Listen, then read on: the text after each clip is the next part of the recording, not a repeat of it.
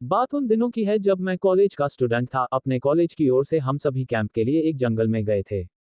हल्की ठंड थी, अतः रात में हम सब ने पूरी रात कैंप फायर के साथ डांस करने, गाने आदि का प्रोग्राम तय किया।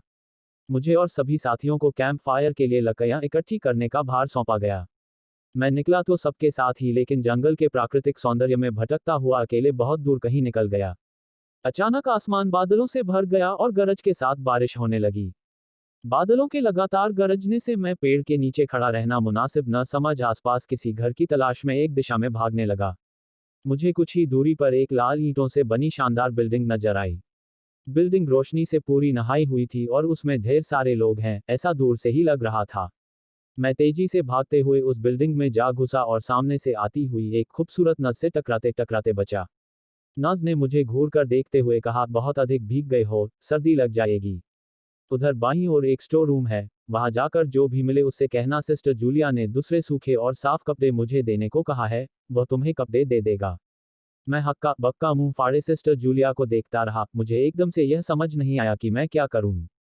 मेरी स्थिति देखकर सिस्टर जूलिया खिलखिलाकर हंस पड़ी और बोली, पहले तो तुम अपना मुंह बंद करो वरना मुंह में मच्छर घुस जाएंगे, और अब जाकर वैसा ही करो जैसा मैंने कहा है। मैं हल्के से हाँ में सर हिला सिस्टर की बताई दिशा में जाने को मुड़ गया। अभी कुछ एक 10 कदम ही चला होऊंगा कि मेरे कंधे पर किसी ने हाथ रखा। मैं चौंक कर पीछे मुड़ा और अपने सामने आर्मी की वर्दी में एक युवक को खड़ा मुस्कुराता पाया। मेरे चेहरे पर आश्चर्य का बादल अपना घर बना चुका था, जिसे देखते ही उस युवक को हंसी आ गई।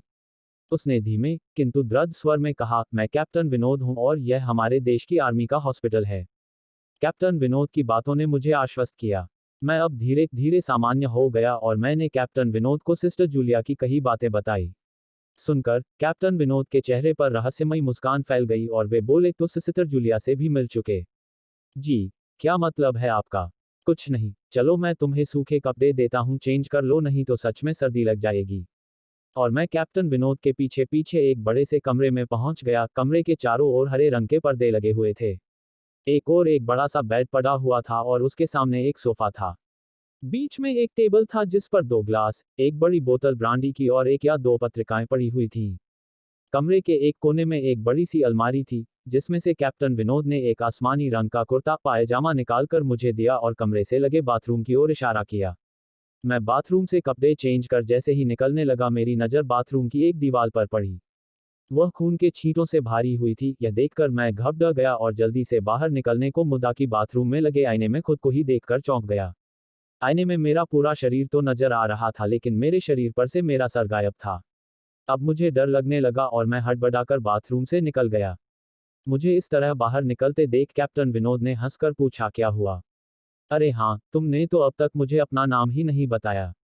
कहाँ जाओगे? बाहर बहुत तेज बारिश हो रही है, लेकिन तुम जाना क्यों चाहने लगे अचानक, यह मैं समझ नहीं पा रहा हूँ। कैप्टन विनोद, आपकी बाथरूम की एक दीवार पूरी खून के छींटों से भरी हुई है, और आपके बाथरूम में लगा आईना भी कुछ अजीब सा है। उसमें मुझे मेरा पूरा शरीर तो दिखाई दिया, लेकिन मेरा सर ही गायब था। मैं अब बिल्कुल भी नहीं रुकूंगा यहाँ। बारिश में ही भीगता हुआ अपने कैंप तक जाऊंगा। कहते हुए मैं कमरे से बाहर जाने वाले दरवाजे की ओर बढ़ा। रुको, तभी कैप्टन विनोद की कड़कती आवाज गूंजी, तो तुमने सब कुछ देख ही लिया? जी, क्या मतलब है आपका? मेरी आवाज में डर भर गया था। मतलब चाहे जो हो, तुम तब तक यहाँ से नहीं जा सकते जब तक मैं तुम्हें कुछ बता ना दूं। काका, क्या बताना चाहते हैं आप? जो आज तक कोई न जान सका। जो आज तक कोई न जान सका वह मैं जानकर क्या करूंगा? प्लीज अब मुझे जाने दें, मैं डर से रुआंसा हो गया। नहीं, बिल्कुल भी नहीं, और तुम्हें मुझसे डरने की भी कोई जरूरत नहीं। सैनिक सबकी रक्षा के लिए होते हैं, मैं भी तुम्हारी सुरक्षा ही कर रहा हूँ। कैप्टन विनोद के स्वर में कोमलता थी। आओ मेरे साथ इस सोफे पर बैठ जाओ। मैं तुम्हें एक कहानी सुनाता हूँ। कहानी खत्म होते ही मैं तुम्हें तुम्हारे कैंप तक जीप से छोड़ आऊंगा। वैसे भी तुम अपने साथियों से काफी आगे निकल आए हो, वहां तक तुम अब चलते हुए शायद पहुंच ना पाओ। कैप्टन विनोद के स्वर में जाने कैसी आश्वस्ति थी। मैं जाकर उनके बगल में बैठ गया। कैप्टन विनोद ने कहना शुरू किया, दुश्मनों ने धोखे से हमारे अस्पताल को अपना निशाना बनाया। दुश्मन देश के 2 सैनिक हमारे सैनिक के वेश में एक हमारे ही घायल सैनिक को लेकर आए। वह घायल था और हमारे देश की सेना ने उसे बहुत ढूंढा, लेकिन नहीं मिला था। शायद साजिश के तहत उसे घायल होते ही घुसपैठियों ने कहीं छुपा दिया था। अचानक अपने खोए सैनिक को अपने हॉस्पिटल में पा सभी खुश हो गए और बिना अधिक पड़ताल किए हॉस्पिटल के गेस्ट रूम में घायल को लेकर आने वाले छद्मवेशधारियों को ठहरने की इजाजत दे दी गई। अभी उस सैनिक का इलाज चल ही रहा था कि जोरों का ब्लास्ट हुआ और पूरा हॉस्पिटल एक पल में खंडहर में तब्दील हो गया। लेकिन हॉस्पिटल तो अपनी शानदार स्थिति में खड़ा है। मेरी बातों को अनसुना कर कैप्टन विनोद ने अपनी बात जारी रखी, कोई नहीं बचा उस ब्लास्ट में। दीवार पर पड़े खून के छींटे भी उसी ब्लास्ट में मारे गए हॉस्पिटल के कर्मचारियों के हैं। हाँ, पर यह हॉस्पिटल तो मुझे खंडहर नहीं दिखता। जवाब में कैप्टन विनोद के चेहरे पर रहस्य भरी मुस्कान फैल गई और उनका चेहरा अजीब से भावों से भर गया। मैं उनके चेहरे को देखकर अंदर से दहल गया, फिर भी मैंने हिम्मत कर पूछा, आप उस ब्लास्ट में भाग कैसे गए?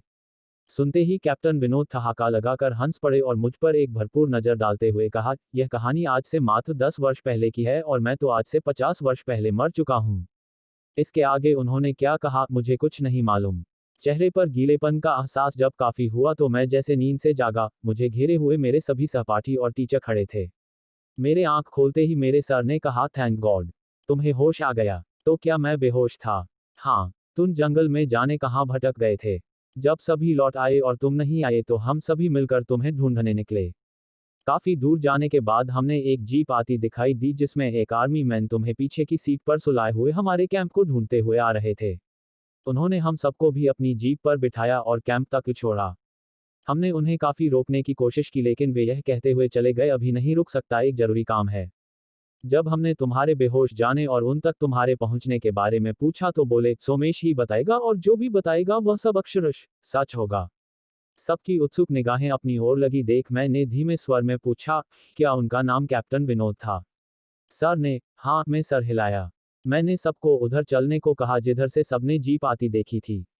पहले तो सर तैयार नहीं हुए लेकिन मेरे बहुत कहने पर वे राजी हो गए। सुबह होते ही हम उधर की ओर गए। मैं उस जगह पर पहुंचकर गहरे आश्चर्य में डूब गया। वहां एक अधजला खंडहर था जिसके एक टूटे पत्थर पर लिखा था, आर्मी हॉस्पिटल।